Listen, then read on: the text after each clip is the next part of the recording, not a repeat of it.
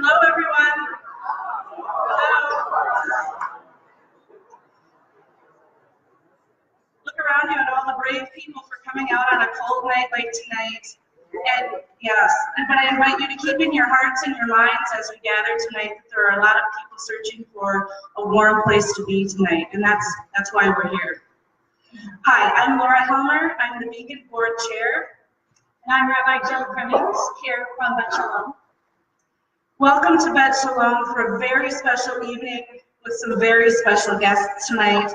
The newly elected 41st Governor of the state of Minnesota, Tim Walz, and Lieutenant Governor Peggy Flanagan. They will join us a little later tonight.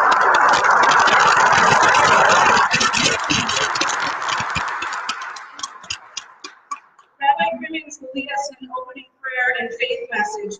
But before she does that, I want to call attention to why we are gathered here this evening. As people of faith, each of our traditions teach us in some way that we are called to repair a broken world. We take that call seriously and believe the work of redemption applies to the systems and structures that keep too many people locked out or held down. We gather to signify our commitment to a new story that we will write together.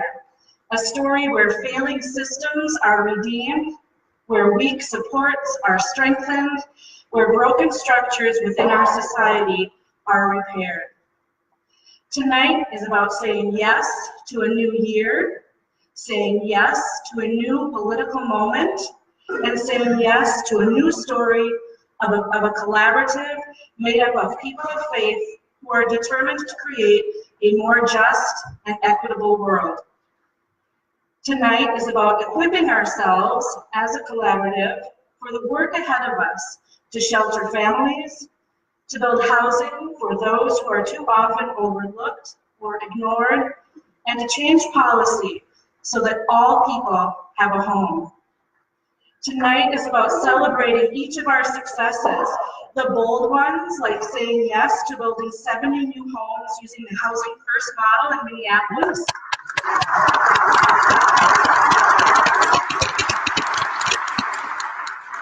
As well as those very close personal ones of sheltering families each and every day of the year. Tonight is the beginning of our commitment to build a long-term relationship with the new governor, the highest elected official in the state. We want Governor Walz to know who we are, know what we stand for, and to know how powerful people can be when they are guided by faith and in a relationship with each other. Rabbi Crimmins, please. Rabbi Jonah Pesner, the director of the Religious Action Center of Reform Judaism, teaches that for people of faith, the first step toward justice occurs when we cry out. The story of our redemption, he says, is the story of cries that were heard. There are so many examples of this in our biblical tradition. Instances when one of our ancestors is crying out for God to hear their grief, to see their pain, redeem them from the injustice they are experiencing. We also see instances where a group of individuals come together, each bringing their own personal trauma to one space in order to cry out as one collective voice. One of the most prominent examples of this comes at the very beginning of the story of Exodus. We read in Exodus chapter 2, verses 23 and 24. Vayahi vayamim harabim hahem, vayamot melech Mitzrayim, vaye'amku b'nei Yisrael min ha'avodah, vayiz'aku v'ta'al shabbatam el ha'elohim min ha'avodah. A long time after that, the king of Egypt died. The Israelites were groaning under the bondage and cried out, and their cry for help from the bondage rose up to God. Vayishma Elohim et na'atam, vayizkor Elohim et brito, et Abraham, et Yitzchak, et Yaakov. God heard their moaning, and God remembered God's covenant with Abraham and Isaac and Jacob. What makes this story of redemption so fascinating is that the text does not say that the people cried out to God. They simply cried out. As our rabbinic commentators point out, the outcry was not a direct appeal for help, but it still reached God's ears. This was for two reasons. The first is because their situation that led to this cry was so intolerable. The second reason is because people were not only crying out for their own pain, but they were also crying out for the pain and the suffering of their neighbor. Perhaps our rabbis teach us God is better able to hear our cries when they are on behalf of somebody else's pain. It is in these collective cries for justice that the possibility of redemption rests. When we experience the pain of our neighbor as our own, when we come together as people from different faith traditions to lift up one another, not to hand our problems over to God, but rather to work together as God's partner in creating a more just world. As we come together this evening, let us reflect on the cries we have seen, heard, and experienced in our own lives, and consider how we can turn to our neighbors to share their cries, to truly listen to them, and then to come together with one voice, with one collective cry for justice and redemption. Please join me in this call and response that you see on the screens in front of you.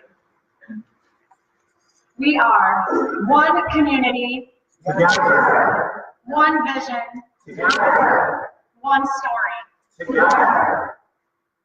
I invite you now to turn to someone sitting near you and share one cry for justice that you have personally seen, heard, or experienced.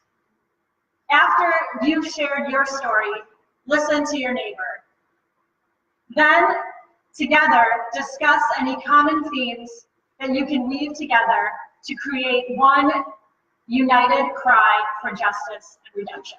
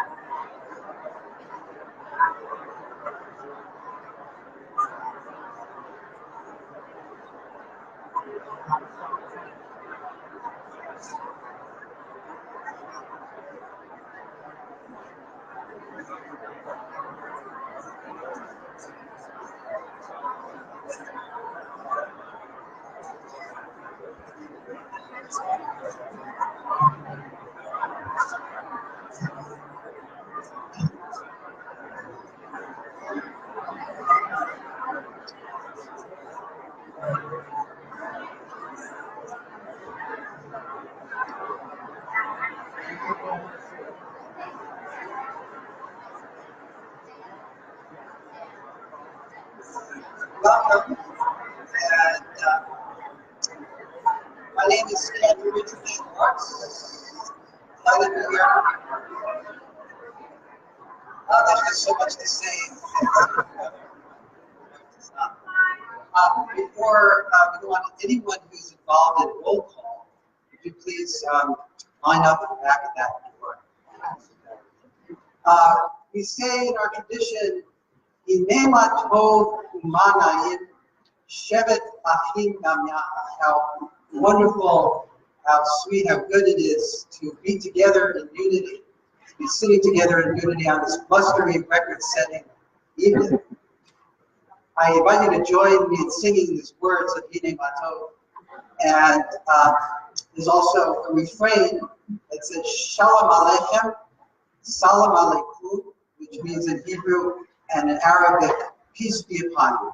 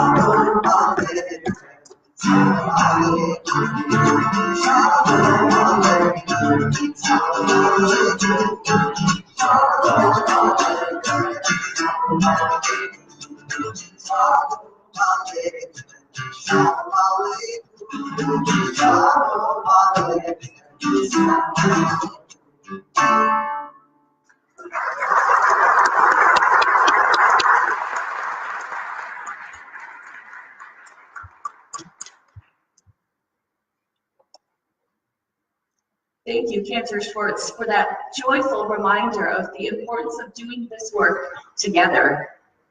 I'm Pastor Amber Inglesby, serving with St. Barnabas Lutheran Church in Plymouth. St. Barnabas has been involved with Beacon for several years, first through hosting emergency housing with families moving forward, and then in the past few years, also part of bringing Cranberry Ridge to reality. We are so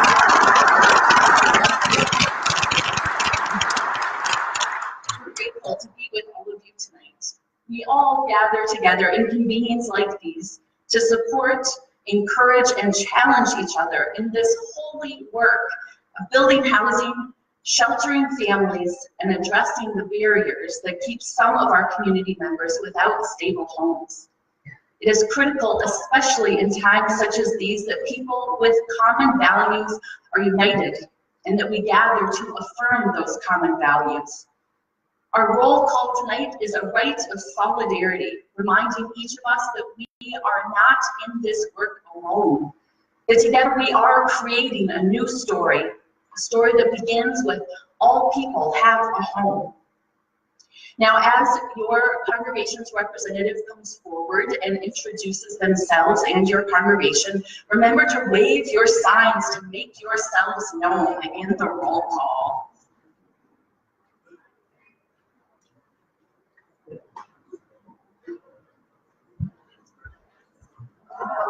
Good evening. My name is Autumn Harris, and I'm here representing First Universalist Church of Minneapolis.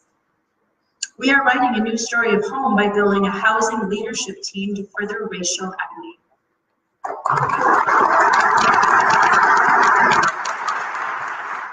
Hello, I'm Steve Pines. I'm here representing Plymouth Congregation Church, and we're writing a new story of home to build a leadership team to create homes and further racial equity.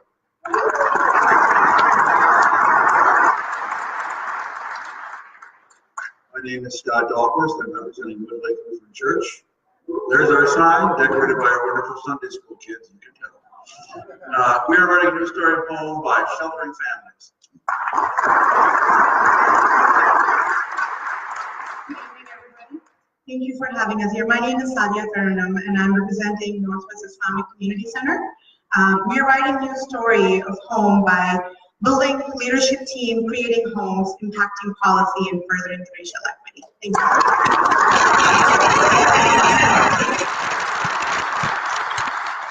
My name is Dick Patterson, and I'm representing United Community Lutheran Church, the blue-shirted folks right down here. We are writing a new story of home by furthering racial equity.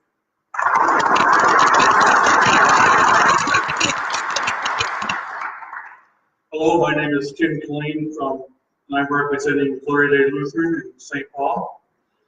And we are writing a new story of home by setting up a new leadership team so we can become more involved in the Eastern Metro area in this very important work.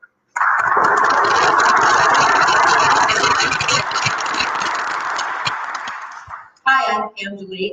I'm representing Edina Morningside Community Church. And we are writing a new story of home by building a leadership team, impacting policy, and furthering racial equity.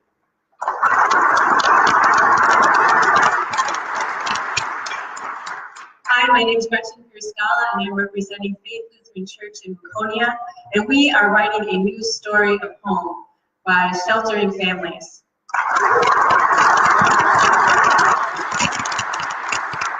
I'm Cindy Mueller from Union Congregation United Church of Christ in St. Louis Park, and we are building a new story about home by seriously looking at how we might take our current property and turn it into housing.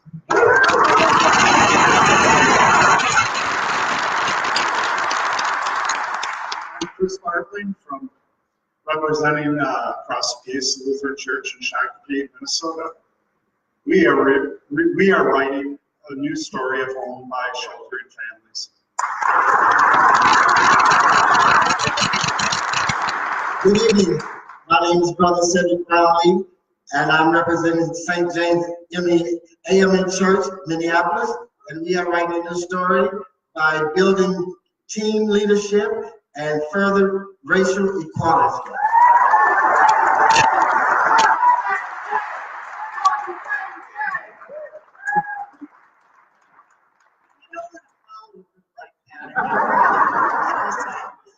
We didn't get the memo that we were supposed to leave the sign back there, so I'll just ask my church to wait.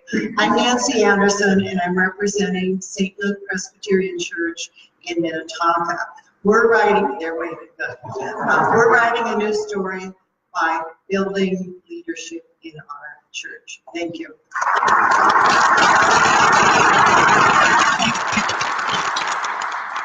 Hi, I'm Bonnie Deering, and I'm representing St. Barnabas Lutheran Church. And we are writing a new story by creating homes, sheltering families, and helping expand rental assistance. And I think we're taking first place for the biggest and most colorful sign.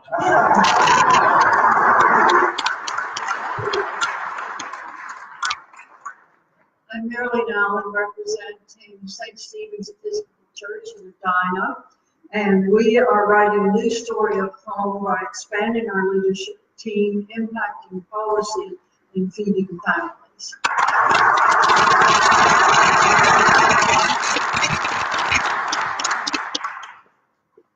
Good evening. My name is Pam Othen. I'm representing St. Martin's by the Lake Episcopal Church, and we are writing a new story of home by building on our leadership team and impacting policy.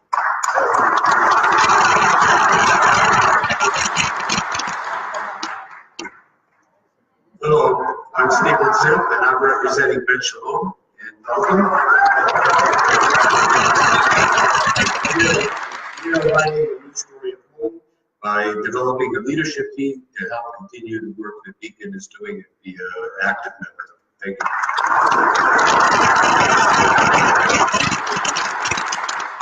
Hi, my name is Linda Sandbeck. I'm here on behalf of St. Philip the Deacon Lutheran Church of Plymouth, and we're writing a new story of home by sheltering families.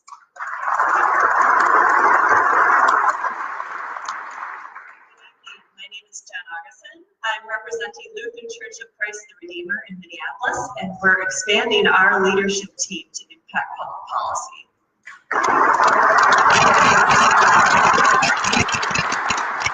Hello, I'm Georgia Thompson, and I'm representing the Wayzata Community Church. And our belief in the importance of home is shown through the creation and the work on Cranberry Ridge, which is housing for families, which will be built in Plymouth, and the continuation of sheltering families, which we've done for many years in the program of Families Moving Forward.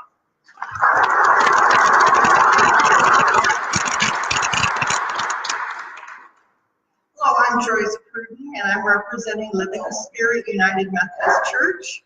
And we are writing a new story of home by impacting policy and furthering racial equity.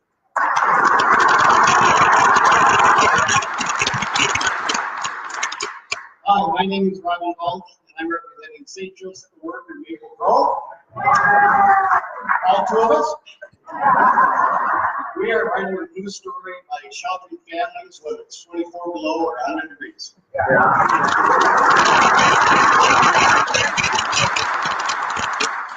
Hello, I'm Barbara Brooks with Laconia Moravian Church, and we are writing a new story by, first of all, I voted at our annual meeting to officially become a Beacon congregation just a few days ago.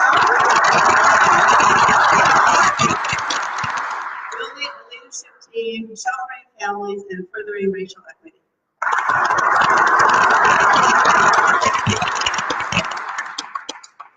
Hi, I'm Mary Colbert, and I'm representing Christ the King Catholic Church in Southwest Minneapolis. And I too proud to sign up, we didn't know, but we are writing a new story to impacting policy, as we've done with Beacon many years in the past.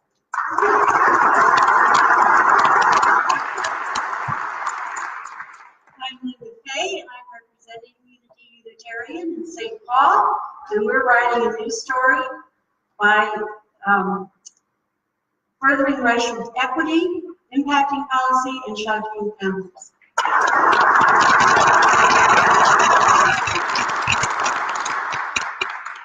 Hi, my name is Judy Bailey from House of Hope Presbyterian Church in St. Paul. We have a really fine sign over there. We're probably going to be rowdy. Presbyterians can be rowdy. We're writing a new story of home by influencing public policy.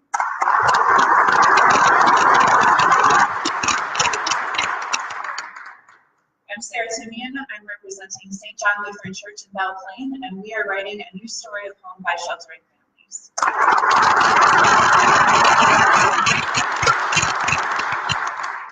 Good evening. My name is Julie Welch. My sister, Chris Johnson. We are putting together or completing a leadership team and hoping to join the Beacon Collaborative very soon. We want housing for everyone.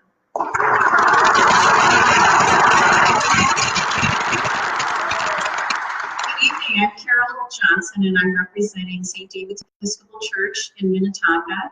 And we are rewriting housing, or rewriting housing by sheltering families and also creating homes. Thank you.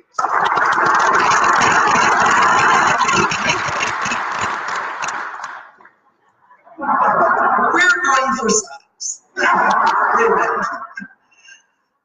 My name is Joanne Knudsen. I'm here representing Good Samaritan United Methodist Church, Medina. We're writing a new story of home by sheltering families, and we're here tonight to impact policy.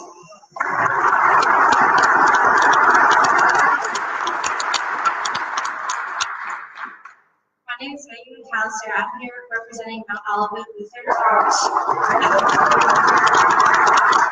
are writing a new story of home by sheltering families.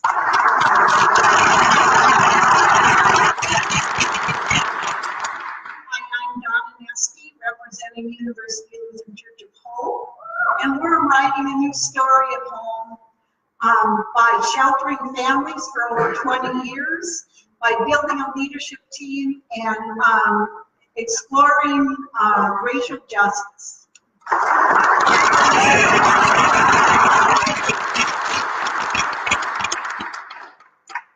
Hi, my name is Paul Galsky, and I'm representing Hope Lutheran in Jordan.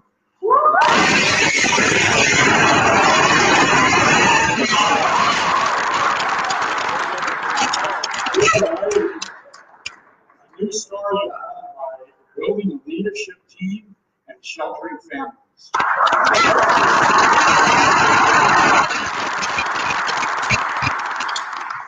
Hi, I'm Kathy McCarran. I am representing Flanagan Lutheran Church.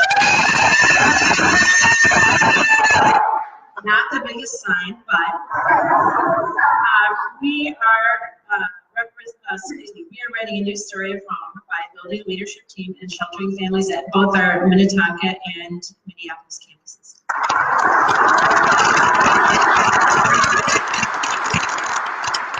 I'm Anna Scott, and I'm representing Mount Olivet Church in Minneapolis. And we are writing a new story of home by listening to our neighbor and showing up to the Beacon Collaborative for the first time tonight.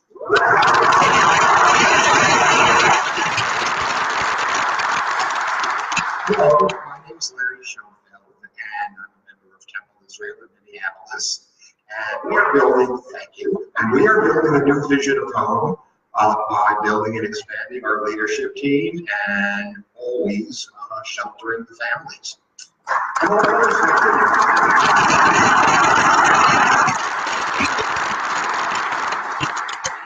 John Becker from Lake Nicomas Lutheran Church. With us tonight are actually 4 people from Living Table United Church of Christ. And we together are writing a new story of home by sharing and sheltering families and families moving forward.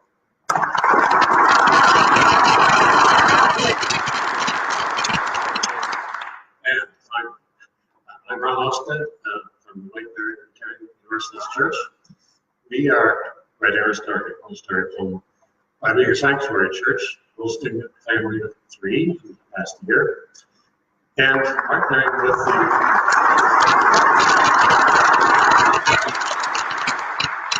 Heritage Organization. We've now jointly with them opened 2 drop-in centers for homeless youth in the Northeast Clippers.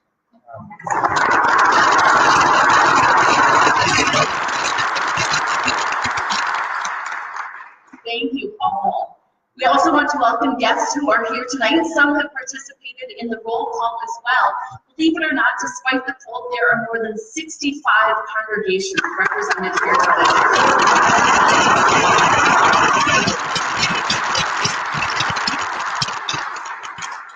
So we want to give a special welcome to those of you who may be here at a Beacon event for the very first time, learning about the work of this collaborative and discerning your congregation's part in this vital work. And in addition to the governor and lieutenant governor, we are joined by a number of other public servants, both elected and appointed, to state, county, and local leadership. So at this time, I'd like to invite those officials who are here with us tonight to please stand and be recognized.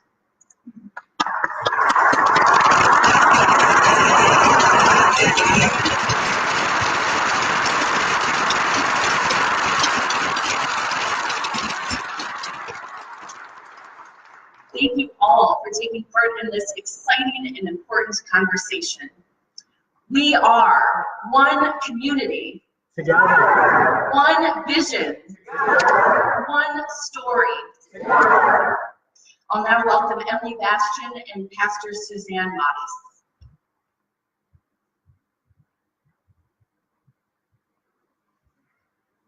evening, everyone. I'm very excited to be here with you this evening. As mentioned, my name is Emily Bastian. I am the Director of Case Management and Supportive Housing at Avivo, formerly known as Resource. I've been asked to share a little bit about myself and why I do what I do and why I care so deeply about issues of housing access. So let me start by saying that housing is healthcare, housing is social justice, and most importantly, housing is a right. I'm lucky to have stumbled into a profession whose values match my own personal values. As such, each day I have the opportunity to go to work and live out my passion. Pretty great. At Avivo, we provide chemical and mental health services, supportive housing, employment, and career education. Our aim is to help people live well and work well. So I ask you, how does one live well and work well? It begins with safe, affordable housing. How many of you have heard the phrase housing first? Excellent. Housing first is a housing philosophy that says that all human beings deserve housing. Why? Because they are human beings. Not because they take their medications, they're free from substance use, they have a good paying job, or they jump through any number of other hoops that society places upon them. It's because they have intrinsic value as human beings. This is the approach from which my work flows, and the team that I lead also has the opportunity to work from as we serve those every day. In this work, Beacon and Avivo have had the opportunity to partner, bringing housing and services to individuals experiencing homelessness and a variety of other barriers to stability. Since the early 2000s, Avivo and Beacon have partnered and provided housing for single adults living at Lydia Apartments in South Minneapolis. And together, we're embarking on the exciting next steps of expansion to allow additional single adults to access housing. Avivo and Beacon also partner in our work together at American House in Kimball Court, two SRO buildings in St. Paul. It is here at American House, together, Avivo and Beacon, that we are watching housing first principles in their truest form impact lives every day. Over the summer, Avivo staff began reaching out to the community of individuals who are residing at the encampment off of Hiawatha in South Minneapolis. At this time, Avivo and Beacon were working together on a renewed vision for American House. And unknown to us at the time, Red Lake Nation was also looking for opportunities to solidify a relationship with housing and service providers. Increasing access for our urban Native American community experiencing homelessness. And just like that, well, after a lot of very exciting meetings, but just like that, our expanded partnership was begun.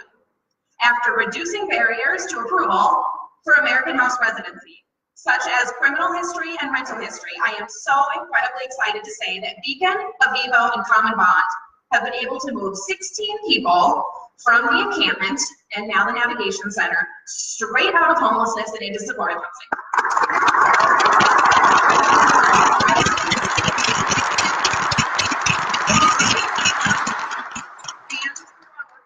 Nation, we plan to continue to move people straight from homelessness into American House, as well as other housing in the community. And before I end my time with you, I would just like to share a couple of concrete success stories from this partnership. Things that would not have been made possible without the Beacon and Avivo American House partnership. Mary is a middle-aged Native American woman who had experienced decades of homelessness. She and her husband had a marriage full of ups and downs, but always focused around alcohol use. Last spring, Mary's husband passed away, unexpectedly. At that time, Mary's alcohol use increased, and so did her symptoms of depression. When we connected with Mary at the encampment and began to look for housing options for her, we were concerned for her safety due to her symptoms of acute intoxication.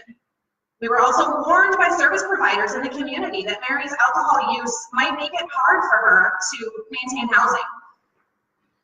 We moved Mary into American House, connected her with her mental health case manager, where she began to process her trauma and grief, and she completely stopped drinking. On her own, she made the decision to completely stop drinking. She had safe, affordable housing. Housing stability has made a huge difference in Mary's life.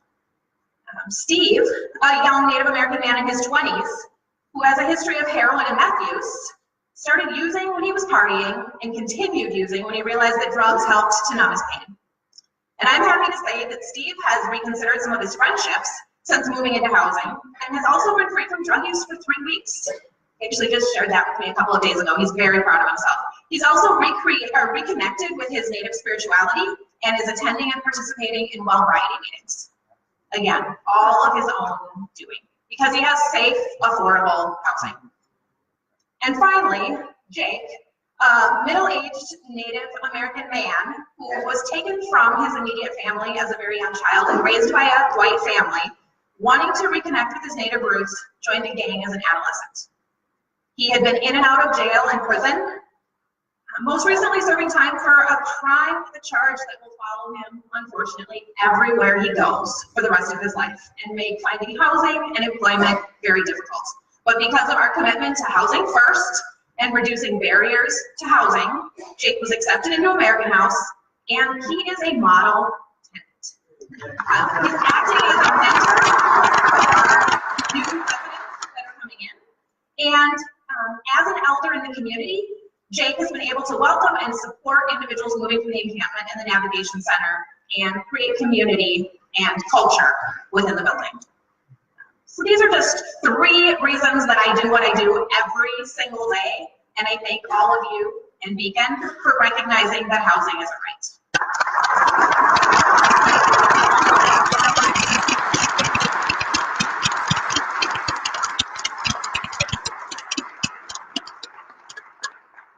Thank you, Emily.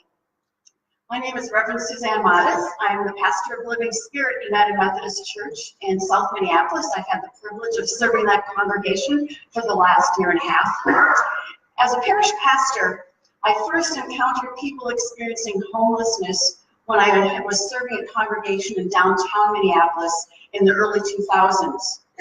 This congregation hosted a community meal every Saturday at noon, which the majority of people attending that joined us at the meal were either experiencing homelessness, were precariously housed, or had been homeless at some point in their life. And a number of our Saturday guests would join us for worship on Sunday mornings, and some became members of our congregation and shared in our ministry of that congregation. And this created a dynamic and ministry of mutuality in the work we did together. It was not us serving them, because they were us. And it was all of us working together to share God's bounty and create something new. What became clear to me when I was serving this congregation is that the barriers to rising above homelessness and rebuilding your life are immense, as Emily alluded to. It's literally 1 step forward and sometimes 20 steps backwards. It's easy to fall into homelessness, but it's so difficult to get out. And even if you did, it just takes 1 medical crisis, 1 car accident, getting laid off from a job that would land you right back on the streets. But through this, I learned the power that being in a mutual relationship had on restoring dignity and hope and belief in oneself that boosted people in their efforts to rise out of homelessness. As our small church staff was joined by an individual who found his way out of homelessness, and then hiring another staff who was at the time experiencing homelessness, I saw how powerful the opportunity of having a job was, no matter how small. While one person needed stable housing in order to find a job, the other needed a job to have the confidence to rise out of his situation and continue his journey to stability. But the barriers to finding a job while homeless were huge. The systemic issues that create, maintain, and perpetuate homelessness are difficult to break. And I made the decision that whatever congregation I would have the opportunity to serve, I would engage them in addressing poverty and homelessness in their own community. At Living Spirit, where I currently serve,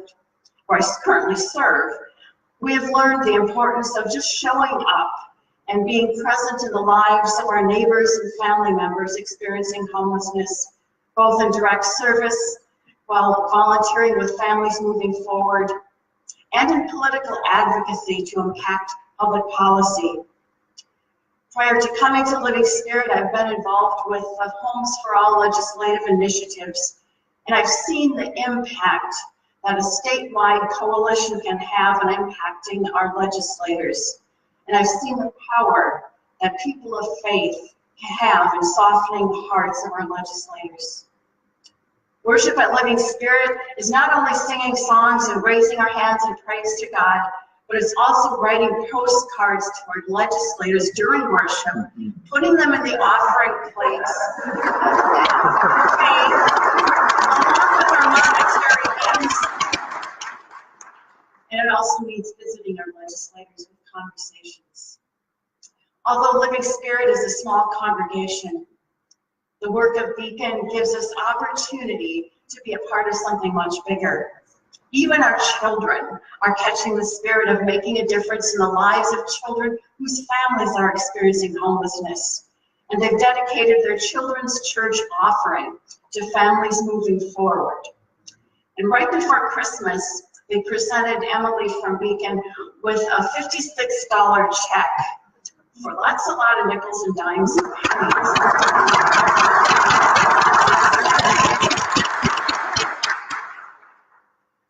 We look forward to continuing this work until everyone has a home, where people of all ages, all abilities, all backgrounds, and life experiences have the opportunity to share in God's bounty together. So let us raise our voices as we cry out for justice in our call and response. One community, one vision, one story.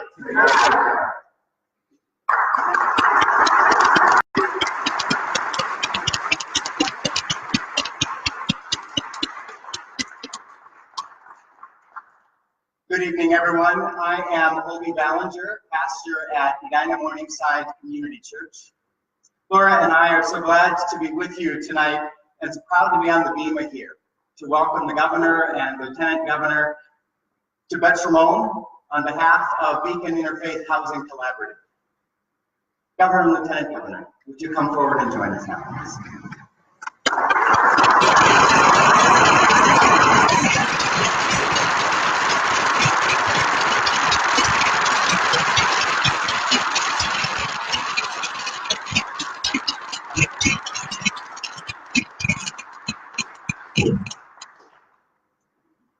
Our intent is to build a long-term relationship with you, Beacon, and you as governor and lieutenant governor. We understand the power you have to advance what I hope is a shared vision of a Minnesota where affordable housing is available to everyone. So to begin to build this relationship, Laura Helmer, Beacon Board Chair, will share a bit of Beacon's vision, values, and success, and then invite you to share your own vision and values. We'll follow this conversation with some specific questions, giving you 2 minutes to respond to each question. Optimistic. And then after all the questions, we'll have a few more minutes to share. There will be time. We're people of prayer. So Beacon's vision is all people have a home. This simple phrase captures the will and passion of over 90 congregations that extend from New Prague to Maple Grove and from Long Lake to Egan.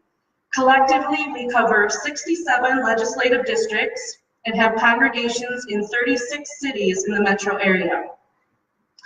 Our collective work is informed by that vision, and our faiths call us to act for that vision. Together, we create homes, shelter families, and impact policy.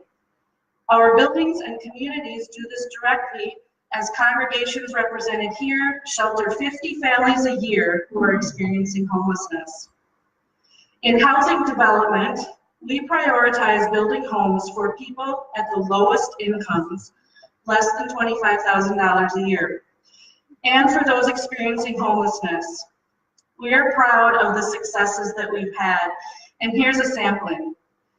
Beacon has created nearly 600 quality, affordable apartment homes throughout the Twin Cities. We recently received land use approval from the City of Minneapolis Planning Commission for doubling the size of our very first effort, Lydia Apartments.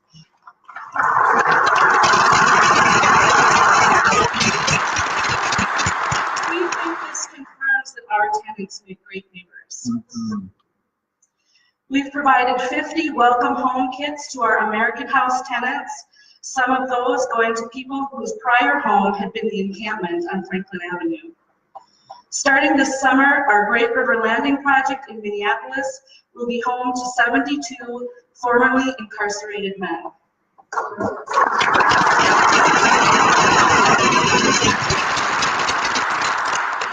Currently, we are developing affordable, supportive homes for 150 families.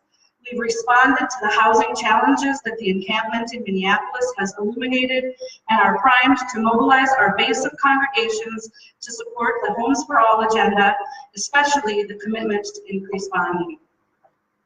Increasing rental assistance is also a priority for Beacon, as we understand the necessity of this resource to make homes affordable for low-income individuals and families. And now I invite you to take a few minutes to share with us your own values around housing. Thank you. Well, good evening, everyone, and thank you for the invitation to the Lieutenant Governor and myself. Thank you more importantly for being a living representation of what we want to see in Minnesota. We've seen what happened the last 6 weeks. We can choose a society to be divisive, hateful, cruel, and small, or we can choose to be compassionate, kind, and bigger to one another. By being here tonight, and I was noticing I had yellow plate all over my pants. We have Lieutenant Governor and our families went to people's shelter over in Minneapolis this afternoon. Had a delightful afternoon with little ones like London who wanted to stay warm, have a safe place for her family, and then spend some time reading books. And so we're grateful for the mission. We're grateful for our hosts and Beacon's mission. And yes, that is the mission, and I think what you're going to see is we view ourselves as partners. We understand that the responsibility and the privilege that we've been given to be the governor, Lieutenant Governor of Minnesota, we need to. You don't need me to give you a sermon, but you should probably expect me to live one. And I said for us, our intent is to be very intent when it comes, and very deliberate when it comes to housing. The idea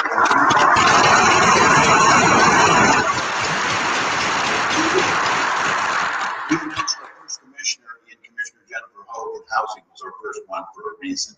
And we're being delivered across all the agencies to see holistically the approach to housing. What we understand is we've talked about wanting to be the education state, and I wanted to be the education governor. So one of the first initiatives we'll talk about is homework starts with a home. You don't talk about education until you can talk about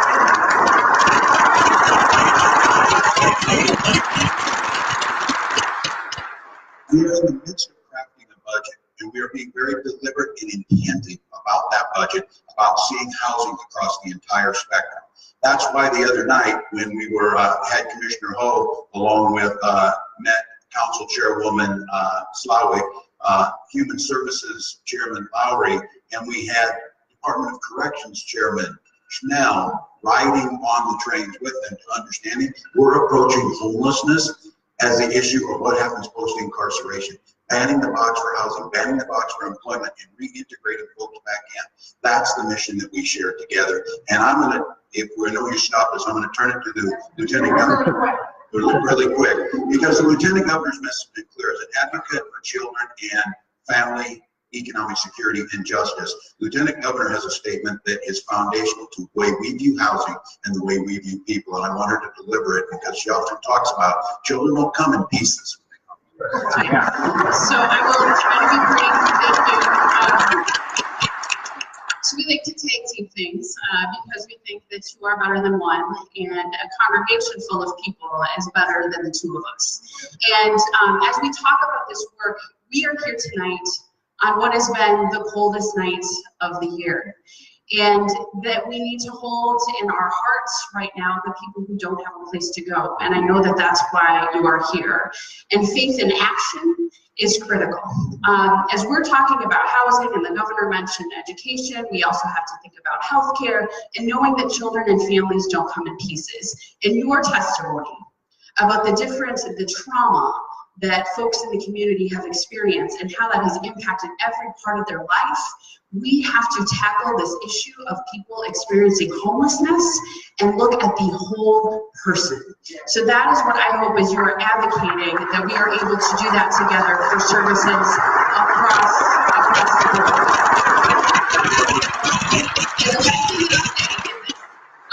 As you all were doing the roll call, like Jordan was representing over here, we think that's what it's going to take. It's going to take people across the region and being unafraid to talk about your faith being what calls you to do this work in the halls of power, because we can use a little backup. So thank you.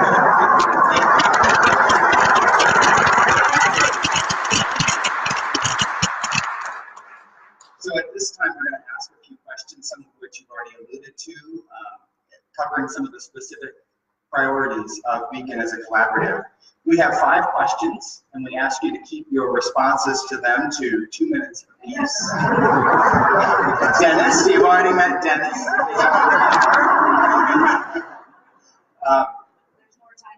There will be more time at the end. And you will see these questions on the screen as they come by. Once we've finished, there will be, and as long as we meet our time goals, there will be time for your concluding thoughts. So we've both expressed our vision and our values. Will you please speak to the need, particularly through Beacon's eyes, for investment for people experiencing homelessness and those at the lowest income, less than 30% of the area median income? So how would you strategically focus investment in housing resources?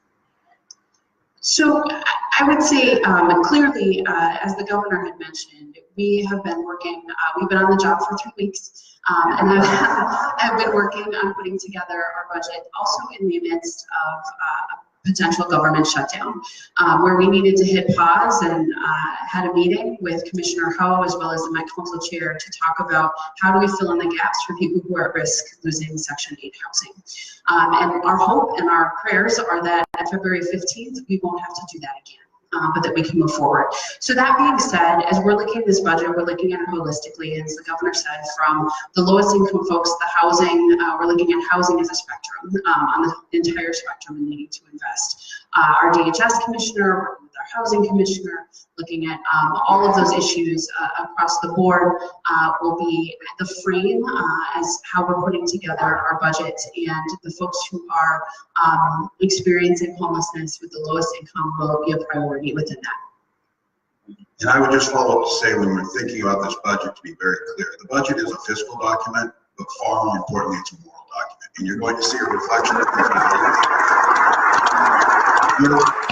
your question is very intent, because actually Minnesota Housing Finance is basically a bank. And what we tend to end up doing is folks who want to build these things, build them at a capacity or build them at a level that people can't get into. We need to see the entire spectrum and continuum of housing and focus on that. So what you can expect by February 19th, and this is working together, and the input that has been given, whether it's from Isaiah or whether it's from Beacon or whether it's from banks or whether it's from all the people involved and the people living in housing and needing housing, we're going to put that budget together, and when it comes out, that's going to be our point and our moral reference point of saying we need to make historic investments in housing, and we need to try and get there and bring people along, because today's Star Tribune summed it up right. There is a coalition across the spectrum of people who care morally and care economically that this housing issue is addressed. Our role in partnership is to provide you a budget that allows experts to be able to deliver it, especially those most vulnerable.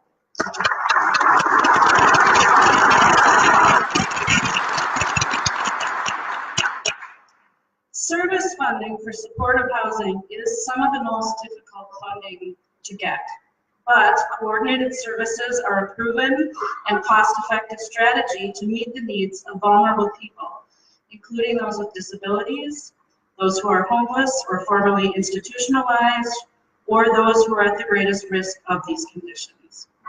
Will you tell us now how you might direct the Department of Human Services to work with us to develop 150 affordable homes with supportive services for families in the metro area? Well, first of all, we absolutely agree with you on coordinated services. It's once again why we're being as intentional as we possibly can be. As we look across the entire enterprise that is state government, again, going and seeing people in pieces, we know that housing gets better health outcomes. We know that housing gets better education outcomes. We know that housing reduces the need for incarceration and for the issues that cost us more, diminish the dignity of life, and end up doing a spiral for us. Our commitment is to ask them to filter everything through that lens on the continuum of seeing people holistically.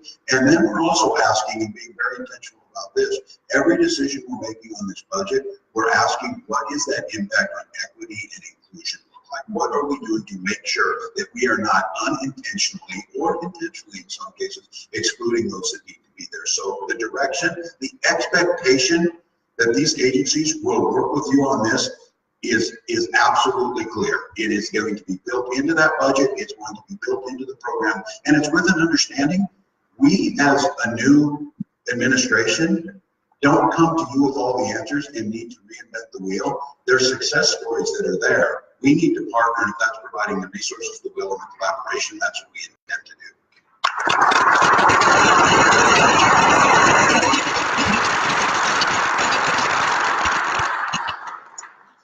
Take those 30 seconds. Okay. To say this. So we were really intentional in putting together our team, both the commissioners, but also our office. So we are creating an office of public engagement within the governor's office. And if I could get away with it, we would call our organizing office.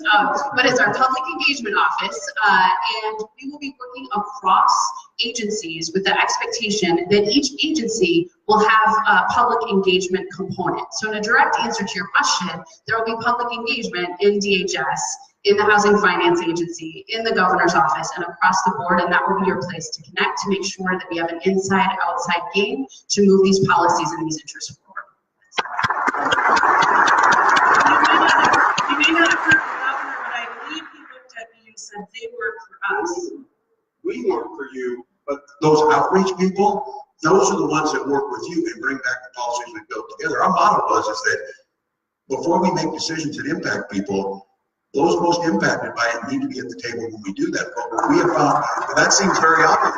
But what wasn't so obvious to people was, many people don't know where the table is, and when they know it, sometimes they don't have transportation to get to the table. We're coming to you. Coming back to another campaign conversation piece, you support a gas tax as a dedicated funding source for transportation. Would you speak to your position on a dedicated funding source for rental assistance as recommended by Governor Dayton's housing task? Yes, and I think this is the right conversation to have, that I think we get ourselves caught into this triage situation on the coldest night of the year. All the TV cameras show up with people, and then they leave when it gets to 40 on Saturday. That child is just as homeless and in just as much a crisis on Saturday as they are tonight. With that being said, the reason that I talk about the gas tax is understanding we're $18 billion short on that. There needs to be a long-range plan that needs to be there. If we truly believe that housing is this existential crisis, which I think everyone in here believes, that it is going to both diminish the quality of life, both for each individual and as a state, we need to have this conversation. How do we make sure that at the whims of administrations coming in or the whims of the economy fluctuating, that's not the first thing that happened? Because again, many of you know this, when that tax bill passed last year at the federal level, when they passed the corporate tax bill, whatever you feel on that, morally or wherever it went, the low-income housing tax credit was tied to the corporate tax rate. We lost half of our buying power on that end, right, with that decision. The state of Minnesota cannot sit by what happens there. Our motto is on this: if they're not going to lead, we need to lead. So we're very interested on this issue.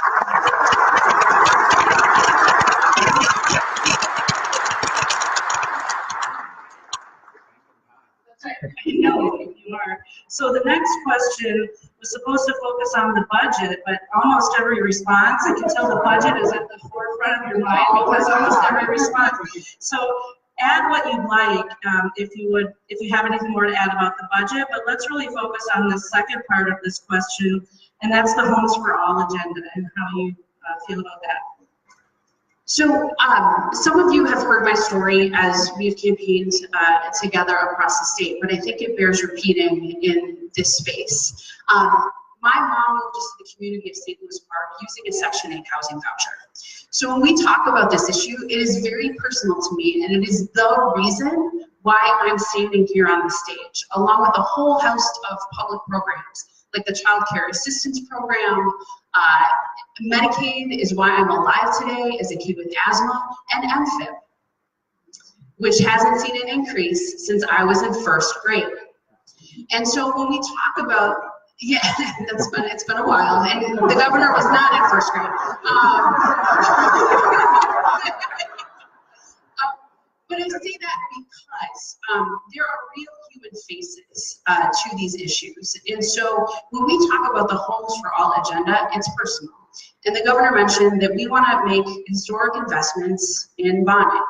We want to talk with the people most impacted and think about what's hard for me in this moment, if I can just be very honest with you, is that as we are talking about and crafting a budget, there are so many things that need fixing.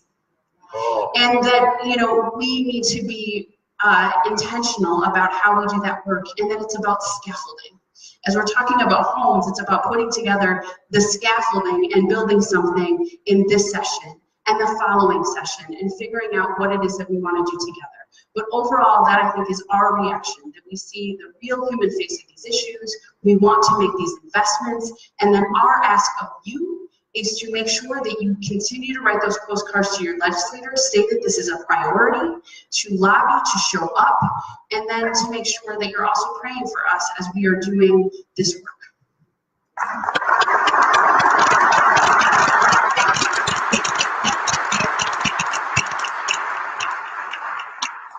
It's almost like we planned this, because my follow-up question is going to be, what can we do to help our Well, I would build it is true, and I think if we want to build something that lasts, we have to be thoughtful, and I think Lieutenant Governor's right. We oftentimes about building in resiliency, scaffolding, and building the social permit that makes it so the whim of an election doesn't wipe out all the gains we made, or the fear that people have. Seeing it on their faces when we were seniors the other day, the fear that a few people holding up and shutting down government threw their lives into disarray. The idea of what would happen in a couple of days, that is no way to live. That is immoral, cruel, and unnecessary. We need to build things into the way we do business that make it so that they can't do that. They can't unwind them. They become a fabric of who we are as a state and how our budgets look. So we're talking, as Lieutenant Governor talks about it, it is both the budget for this year, it is the bonding bill, it is one time, it is across agencies, and it is outside with our partners in the faith community, in the nonprofits, and again, in the folks that build these. And we have to understand that there's different levels that we have to build, but we need the folks to be there and the folks that can help us finance these. And what I would ask all of you is, it may not seem like a big deal, but congregations are the ones that can build the will. Sometimes it's simple as citing, that we can't cite a project because we can't get the social will in the community to understand what this means. Once we get past those barriers, we can get them in. So I think, we see ourselves as partners. We've oftentimes said this, that we want people who are impacted to sit at the table.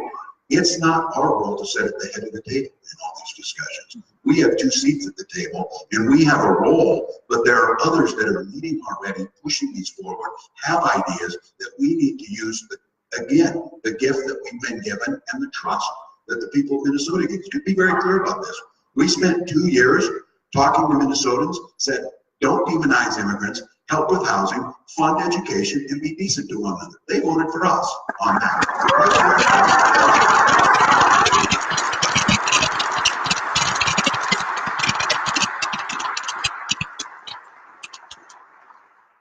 One final question.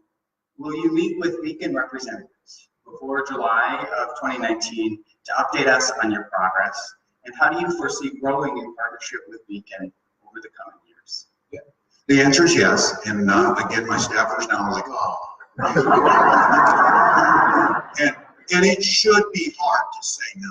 It should be forced and hard to say no, because you should have an expectation that we would be here tonight on this night. And there should be an expectation that we would do that. And then I would say this, there should also be an expectation that we build partnerships.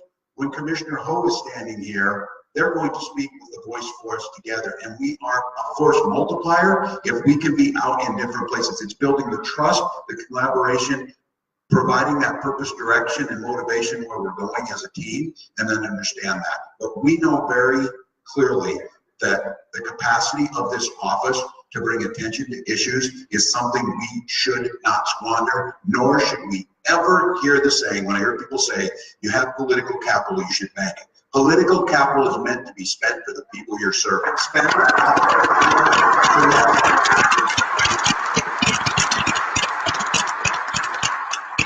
So I'm really excited to think about July tonight.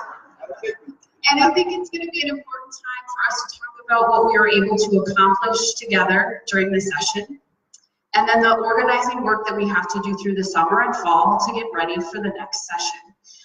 So that would also be our ask of you, is to help us think through those things, but also to invite us in to be in community. I think one of the things that is most challenging for us as we've been sitting in these budget meetings is that we crave being in community. And so please invite us to just show up, build relationships, as the governor said, not to always sit at the head of the table, but to just break bread together and to be in community. So Shimi Rich, thank you so much for your work and for having us here with all of you tonight, and I can't wait to see what we can do together.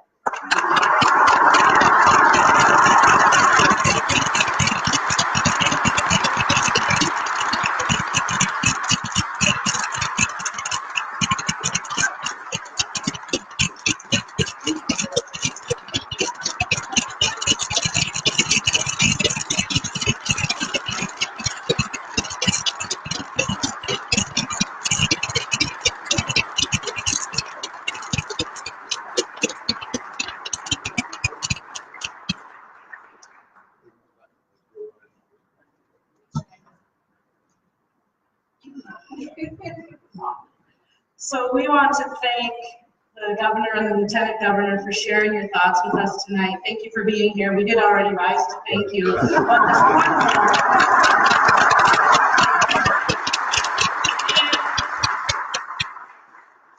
What we heard them say, I think, is that we are on the same page. They're supportive of us. They're looking forward, and they're excited to a partnership with Beacon and with all of us at the collaborative going forward. We heard you say that the budget is a moral document as well as a fiscal document. And you're interested in investing in the long game and building scaffolding that takes us not just from crisis to crisis, but that builds the infrastructure we need to house people so that all people may have a home. Thank you.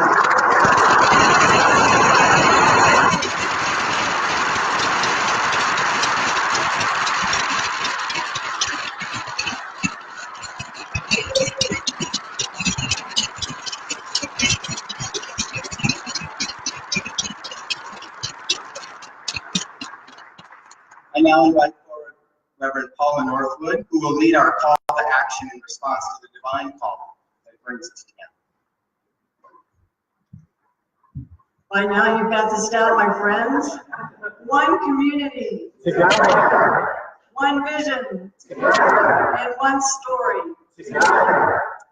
I'm Paula Northwood, one of the ministers at Plymouth Congregational Church, and our congregation many years ago made a commitment to work on this issue, and we currently are involved in hosting families moving forward. We've helped build the political and public will to make Nicholas Square, Great River Landing, and Lydia Apartments possible. And we're committed to work on the policy issues that keep so many of our neighbors from a safe and stable home. We also have created a Beacon leadership team, and if you don't have one, I encourage you to create one in your church, because we know the importance of having leaders with skills needed to create change and lead us forward. Many people think Plymouth is in Plymouth, Minnesota, but we actually are very close to downtown Minneapolis. And we started this work 15 years ago because people were sleeping in our lawn. And in fact, one winter, someone even built a snow cave in the snowbank that we have in our parking lot. And unfortunately, we still have people who sleep in our yard. And so the need for affordable housing has not gone away. So we're very excited to continue to be a part of this collaborative because we know that to answer the call of justice that the governor and lieutenant governor has talked about tonight, we must strengthen our collaborative. And we do that by investing in all of you as leaders in this movement and by strengthening our congregations to be effective in the public arena. So we are very pleased to know we have a governor and a lieutenant governor who are committed to housing and open to being a partner. And I'm sorry that they left because I love some things that were said tonight and I just want to repeat some things. The budget is a moral document. That was great. Getting the right people to the table, we must. Public engagement office, we have an invitation to use it. Political capital is meant to be spent. So we have a great advocate now in the governor and lieutenant governor. So we need to really make sure we accept the invitation and work with them because there's so much work to do. And we are doing a lot of work. And so we're going to put up a screen that shows what we're working on right now. So just take a look at that list. And I say, let's pat ourselves on the back a little bit. Be proud of all that we're doing. But there's much more to do. And if you look at your program and turn it over, you have a call to action card. So we're going to take some time, and I really invite you to look it over. There are 1, 2, 3, 4, 5 things that you can consider getting involved in. And I really would encourage you, as I said earlier, if you don't have a leadership team in your congregation, think about putting that together because then you've got more people to work together to support Beacon and support the work that we're doing. So grab your card, start working on it. You've got 3 minutes. We're going to time you, apparently. And thank you for completing this, and thank you for coming out tonight and being part of what has been an incredible event.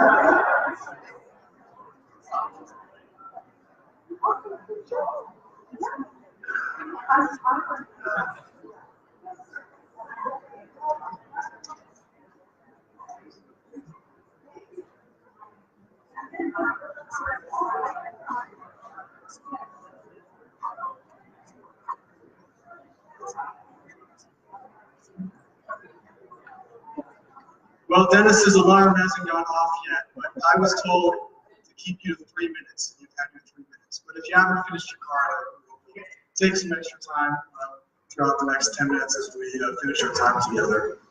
want to just say thank you to Lee Walz for all of her work and staff's work, everything that's gone into making this.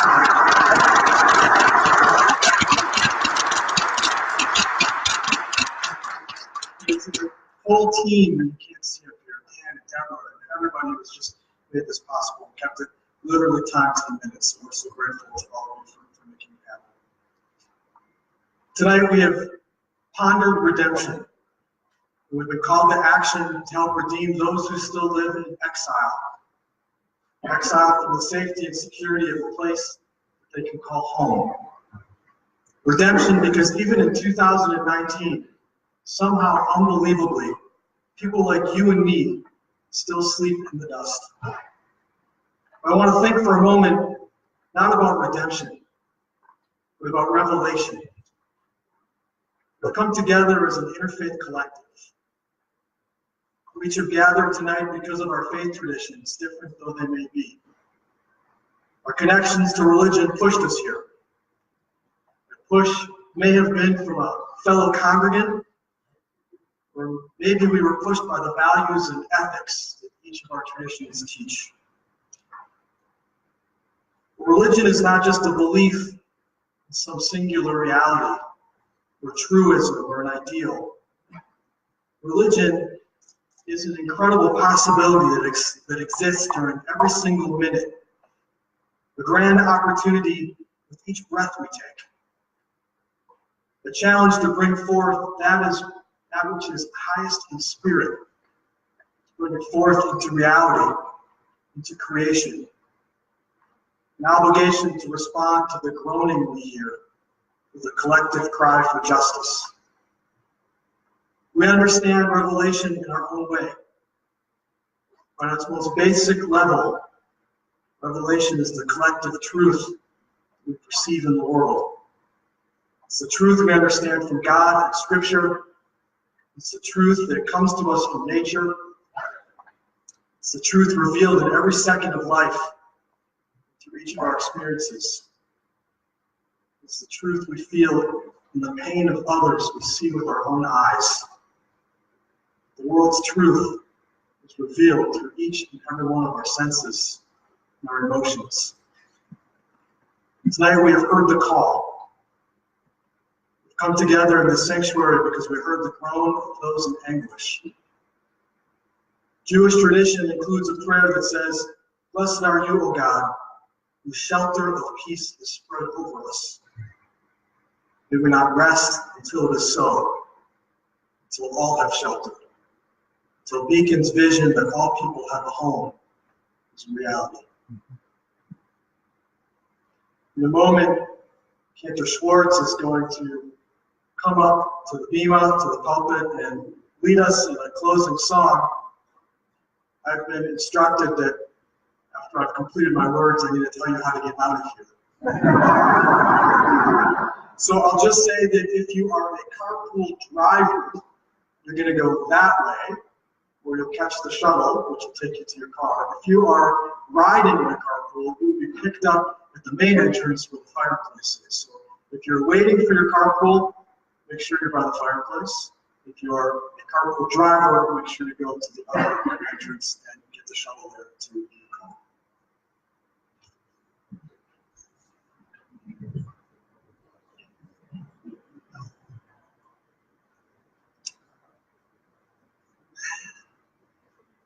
Darkness in the world is dispelled tonight. I see light shining brightly in your eyes and in this room and in the whole world. I just have to say that I just moved from California 7 months ago. But indeed, I see the light shine. We have this gathering. I'm so inspired. And I want to invite you to join me in singing this refrain of this song called "See the Whole World Shine." I just learned about a week ago, so I'm delighted to share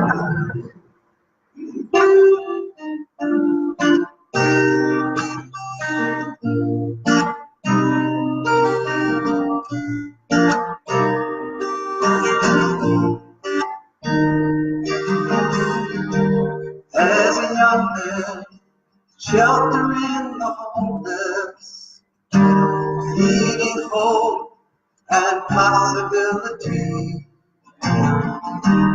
Great light shines in the darkness, lights the way for you and me. I see the whole world shine. I see the whole world shine. I see the whole world shine. I see the whole world shine. Shine, shine, shine. I see the whole world shine. As a woman, she's teaching a rhythm,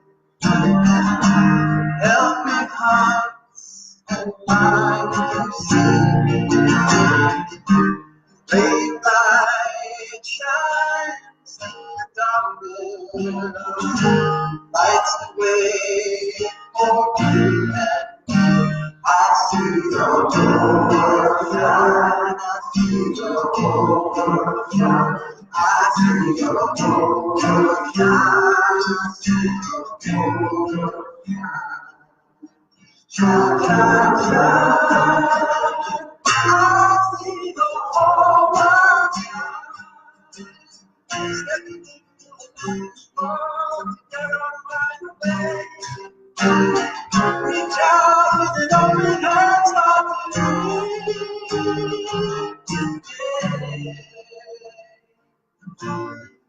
What can I do to move the mountain? What can I do to part the sea? Shine light so there's no darkness. I'll take the step, come on. I see the whole world shine. I see the whole world shine. I see the whole world shine. I see the whole world shine. I see the notes of light. I see the beauty shine. I see the focus shine. I see your city shine. I see your dream shine. Shine, shine, shine. I see the whole world shine.